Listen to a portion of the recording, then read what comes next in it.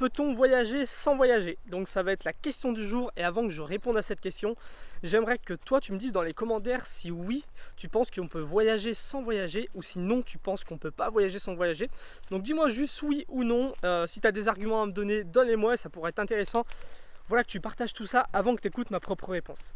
Donc pourquoi cette question? Parce qu'il y a peu de temps, j'ai fini la lecture du livre L'invention du voyage. Donc c'est un livre dans lequel l'auteur a questionné plusieurs voyageurs en leur demandant, voilà, est-ce qu'il est possible de vivre l'expérience du voyage sans forcément partir voyager? Donc c'est un livre super intéressant avec les personnes qui ont été interviewées, interrogées. C'est des voyageurs, en plus il y en a certains que j'aime beaucoup. Il y a Sylvain Tesson par exemple, moi je suis fan. Donc voilà, si ce livre t'intéresse, je t'ai mis un lien dans la description pour que tu puisses le trouver facilement sur Amazon. Et du coup, moi je me suis fait ma propre réponse, j'ai réfléchi à tout ça et je voulais partager ça avec toi. Donc est-ce qu'on peut voyager sans voyager? Donc déjà, moi je vais te donner la réponse, c'est non. On ne peut pas voyager, enfin vivre l'expérience de voyage si on ne part pas voyager. Je vais t'expliquer pourquoi. Pour moi, ce qui est intéressant dans le voyage, c'est que le voyage c'est une sortie de zone de confort. Et quand on sort de sa zone de confort, on va apprendre tout un tas de choses, on rentre dans une zone d'apprentissage. Et je trouve que c'est vraiment... Moi c'est pour ça que j'ai envie de forcer les gens à partir voyager, c'est que le voyage, ça te permet d'apprendre plein de choses dans tous les aspects de la vie en gros. Et quand tu as plusieurs façons de sortir de ta zone de confort, tu peux sortir de ta zone de confort physique par exemple. Donc imaginons que demain tu te lances le défi de partir faire tu te lances le défi que dans un mois tu vas courir un marathon. Tu vas forcément sortir de ta zone de confort physique, si tu es quelqu'un comme moi de pas particulièrement sportif, parce que voilà, tu sais pas ce que c'est un marathon, tu n'en as jamais couru, ton corps n'est pas habitué, donc voilà, il va falloir que ton corps s'habitue, tes muscles vont se développer, ton endurance, ton cardio, enfin tout ça va faire en sorte que tu vas apprendre plein de nouvelles choses parce que tu seras sorti de ta zone de confort physique. Tu peux sortir de ta zone de confort mentale, intellectuelle. Si demain tu te dis, je vais lire ce livre en anglais, alors que tu n'es pas parfaitement bilingue, ça va être une sortie de zone de confort, tu vas aller au-delà de tes limites. Et du coup, tu vas être obligé d'apprendre. Tu vas apprendre du nouveau vocabulaire, de la conjugaison anglaise. Voilà, tu vas apprendre plein de choses comme ça. Et donc, c'est une sortie de zone de confort qui va t'apprendre des choses niveau intellect, mental. Tu as la sortie de zone de confort spirituelle aussi. Si, je sais pas, par exemple, imaginons qu'aujourd'hui, tu es athée et que tu discutes, par exemple, avec un chrétien ou un musulman. Je vais prendre l'exemple du musulman parce que moi, quand on est parti au Sénégal avec Cindy, on a traversé la Mauritanie, on a traversé le Maroc. Et on a rencontré plein de gens qui étaient forcément musulmans.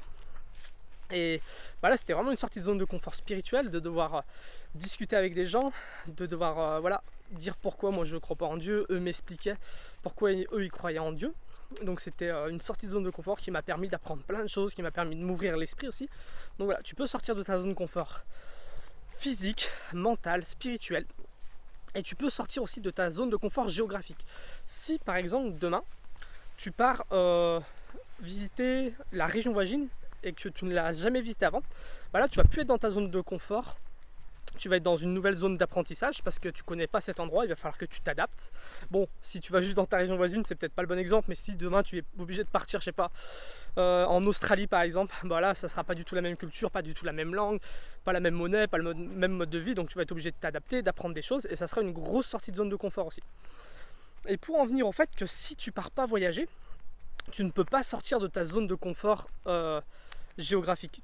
Chez toi, tu peux sortir de ta zone de confort physique, ta zone de confort mental, ta zone de confort spirituel. Voilà, c'est facile de faire cette expérience-là et d'apprendre. Mais la seule chose qui permette vraiment de sortir de ta zone de confort géographique, c'est le voyage. Et même si tu te dis, je vais lire des livres de voyageurs, je vais aller regarder des documentaires de pays étrangers, je vais aller dans des restaurants italiens, japonais pour goûter la culture et la cuisine de ce pays, et en fin de compte, tu découvriras les pays, tu découvriras les autres continents, les autres cultures, toujours à travers le regard de quelqu'un d'autre, à travers l'écriture de quelqu'un d'autre, à travers la cuisine de quelqu'un d'autre, et tu découvriras jamais ce pays, cette région avec ton propre regard à toi. Moi, par exemple, quand on a été au Portugal avec Cindy, on l'a traversé une grosse partie à pied. On l'a traversé aussi en autostop. Enfin, on a essayé en autostop, ça a raté. Et on était pas mal en autonomie et tout. Et du coup, la plupart des gens qui me parlent du Portugal, pour eux, c'est un pays magnifique. Ils ont adoré le tourisme au Portugal, alors que nous, c'était la grosse galère. Et voilà, on a découvert un Portugal que les gens n'avaient pas forcément, les gens qu'on rencontre n'ont pas forcément découvert. Le fait que ça soit un pays très clôturé dans le sud, toutes les cultures sont cultivées.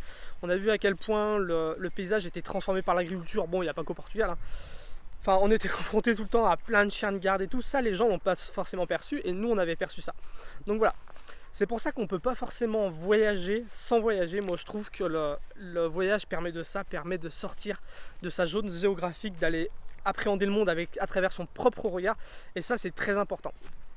Donc voilà, moi je voudrais t'encourager à partir voyager pour cette raison, parce que c'est de la seule façon de découvrir le monde à travers ton propre regard.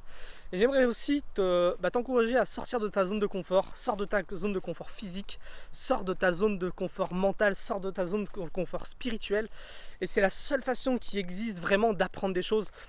Et c'est super intéressant, donc lance-toi des défis comme ça. Nous, tu vois, avec Cindy, depuis un an et demi, on s'en est lancé pas mal. On a voyagé sans argent, on a voyagé en autostop, on a voyagé sur d'autres continents. Voilà, on se lance des défis comme ça. Le fait de faire des vidéos aussi sur YouTube, pour moi, c'est à chaque fois des sorties de zone de confort. C'est vraiment pour ça qu'on le fait, c'est pour apprendre. Donc voilà, c'est tout pour cette vidéo.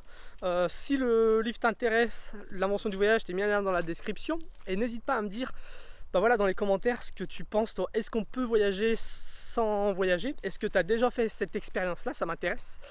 Et puis voilà, je te dis sinon à demain pour la prochaine vidéo.